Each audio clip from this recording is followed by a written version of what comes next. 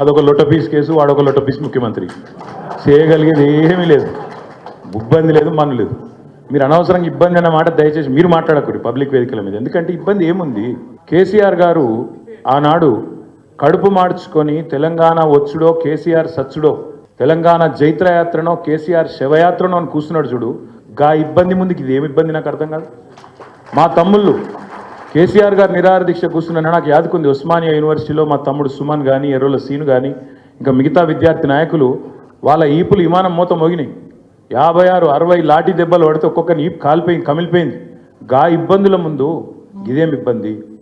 ఒక సిరిపురం యాదయ్య, ఒక శ్రీకాంతచారి ఒంటి మీద పెట్రోల్ పోసుకొని, మనము చిన్న సురుకంటితేనే అయ్యా అవ్వ అంటాం, ఒంటి మీద పెట్రోల్ పోసుకొని భగభగ మండుతుంటే వాళ్ళు పోలీసుల మీద కురికిన చూడు. గా ఇబ్బంది ముందుకి ఇదేం ఇబ్బంది?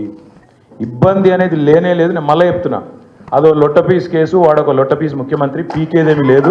కాబట్టి మీరెవరు ఆ మాట మాట్లాడవచ్చు.